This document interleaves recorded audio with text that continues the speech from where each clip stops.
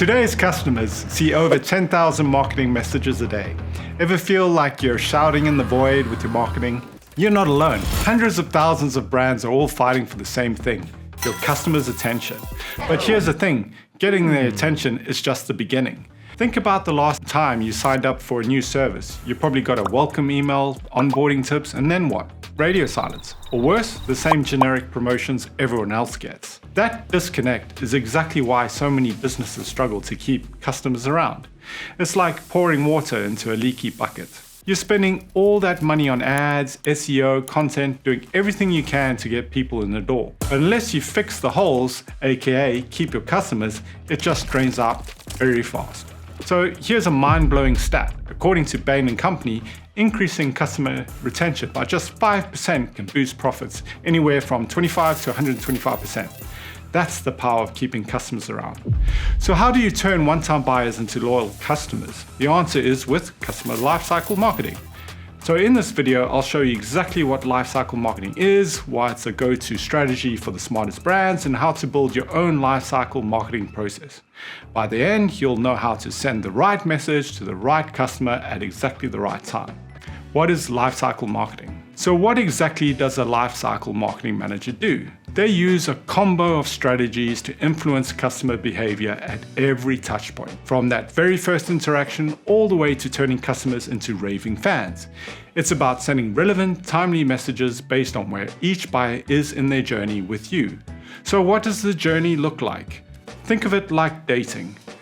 First, someone notices you at the party. That's awareness. Then they flirt a little. Maybe they check out your profile, follow you on social, or sign up for that newsletter.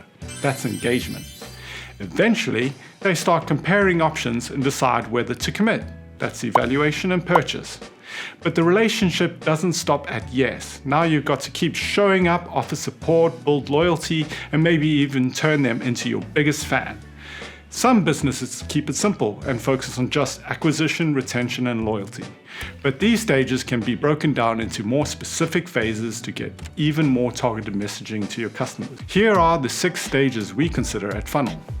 1. Awareness. It's when customers first discover you exist. Maybe they stumbled on your blog post or saw your ad. This is your first chance to capture attention. How do you do that? By understanding their problem or need. 2. Engagement. This is when things get interesting.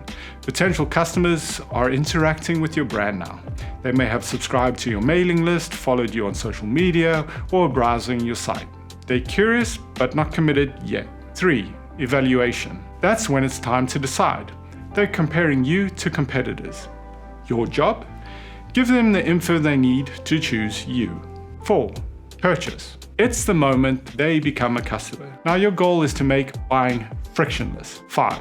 Support. Here, your job is to follow up, make them happy, and help them get the most out of what they bought. 6. Loyalty. This is when happy customers stick around, refer others, and champion your brand. This whole process, from start to finish, is the customer journey, and lifecycle marketing is all about reaching your customers at every stage of this journey with data-driven, targeted messaging. Now, here's how you analyze your customer lifecycle in 3 simple steps. First, let's pause for a second. Are you already thinking about your own customer journey? Good.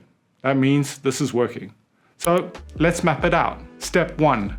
Map the journey. Write down what you need to do today to get people to move along each point in the journey. Step 2. Measure it. Look at your data and calculate the conversion rates between each stage. Where are people dropping off and what's flowing smoothly? This is how you spot the leaks. And step 3. Experiment. Once you've mapped and measured, start testing. Don't try to fix everything at once. Focus on the one moment in the journey.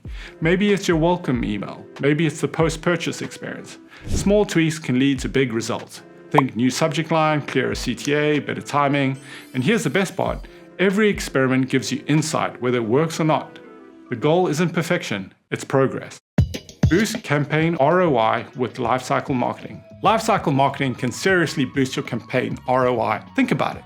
If you're investing in paid channels, you want your messaging to hit home every time. With lifecycle marketing, you get the insights to craft personalized messaging that converts. Every dollar you spend works harder. To make this work, you need 3 ingredients. Data analysis to understand what's actually happening, personalization to make each message relevant, and automation to do this at scale without losing your mind. Think of it like cooking. Data is your ingredients, the raw materials. Personalization is your recipe, how you turn those ingredients into something that actually tastes good, and automation, that's the kitchen, that lets you serve thousands of meals at once. Miss one and things fall apart. No data, you're cooking blind. No personalization, you're serving bland, one-size-fits-all meals. And no automation, you got a great dish but only enough for one person. That's why these three are non-negotiable. They're the foundation. And that's why more and more brands are using advanced tech, from AI-driven optimization to predictive analytics and customer modeling, to make sure the kitchen runs like a Michelin-starred machine. How to develop your customer lifecycle marketing strategy. So, if you're sold on lifecycle marketing and want to start now, keep watching. I'm about to break it down step by step. But first, I should mention, there's no one-size-fits-all strategy here. What works for Nike won't work for your local coffee shop. What works for Salesforce won't work for your e-commerce store. What you need to do is understand your customers and create personalized messages that actually convert. That's where you begin, and you can do it with these steps I covered earlier. Map out your customer lifecycle as it applies to your business. Measure performance at each point in the journey, and experiment with messaging and strategies to improve weak spots. Also, look for friction points. Where are people getting stuck? Where are they dropping off? Then think about what customers need at every stage. Awareness, consideration, evaluation, purchase, support, and loyalty. You need to dig deeper into each one. What questions are they asking? What would make them move forward? Here's what it looks like in practice. Someone signs up for your newsletter but hasn't bought anything. They need emails that help them get familiar with your brand, not aggressive sales pitches.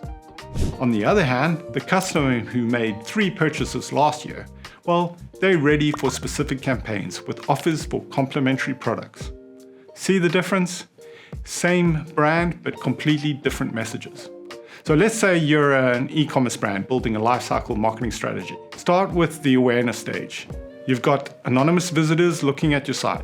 Your goal is to get them to do something, anything. Sign up, browse more, make the first purchase. So use contextual prompts or personalized on-site messages that align with what they're interested in, like a first-time discount or a helpful guide. Then double down on high-intent content, paid search, and even TikTok to meet your audience where they are. Now you've got returning visitors. Time to use that data. The more you know, the more personal you can get. This is the perfect time to send cart abandonment emails. After they purchase, offer support. Your active customers need reassurance that they made the right choice. So send personalized messages, offer rewards, and watch your data closely. One smart way to do this is use RFM segmentation. It stands for recency, frequency, and monetary value. Basically, you're grouping customers by how recently they bought, how often they buy, and how much they spend. It helps you spot your most valuable customers and those who might be drifting away. Now, to do this well, especially at scale, you want to lean on some tech. That's where things like predictive analytics come in. Use your data to anticipate what a customer might do next, or AI-driven optimization, which helps automate decisions like the best time to send a message or what kind of offer will convert. It might sound complex, but think of it like giving your marketing brain a superpower. These tools help you focus less on guesswork and more on what actually works. And when you combine those insights with the right strategy, you can spot your goldmine customers, the ones who truly move the needle. Nurture these relationships. They share your content, recommend you to friends, and leave glowing reviews. 80% of your profits typically come from just 20% of your customers. These are them. Give them VIP treatment, free shipping, loyalty points, early access, whatever makes them feel special. Types of lifecycle marketing campaigns that work. All right, let's get tactical. You understand the strategy now, so let's talk about the actual campaigns you'll be running. I'm going to break down the 8 most effective types of lifecycle campaigns with real examples you can steal. 1. Welcome campaigns for onboarding or first purchase. First impressions matter. When someone new joins your list or makes their first purchase, you've got a golden opportunity. Think about it. They just raised their hand and said, "I'm interested." Don't waste it with a boring "thanks for subscribing" email. A SaaS company might send a welcome series showing new users exactly how to get value from their platform. A beauty brand could suggest complementary products based on that first purchase. Want to make it personal? Use their name, reference how they signed up, and give them recommendations based on their interests. 2. Nurture campaigns for leads or customer education. Not everyone's ready to buy right away, and that's fine. Your job is to stay relevant until they are. For B2B companies, this might mean sending educational content that shows your value and clears up confusion. For example, show them case studies of companies using your product to solve a problem they're facing. The key to great nurture campaigns: dynamic content. Change what you send based on their industry, their role, or their behavior. Send case studies that relate to their business. Create drip campaigns that adapt based on engagement. 3. Cart abandonment campaigns. This one's a no-brainer. You know what's sitting in the cart. You know they were this close to buying. The average cart abandonment rate is around 70%, and that's so much money left on the table. Show them exactly what they left behind with images. Maybe throw in a personalized discount or free shipping. Try adding some urgency, but don't be pushy. 4. Post-purchase and upsell campaigns. The sale isn't the finish line, it's the starting line. Right after someone buys, they most engage with your brand. A furniture store might send care tips for what they bought, plus suggestions for complimentary pieces. Thank them properly. Give them an exclusive discount for their next purchase. 5. Re-engagement and win-back campaigns. We all have customers who have gone quiet.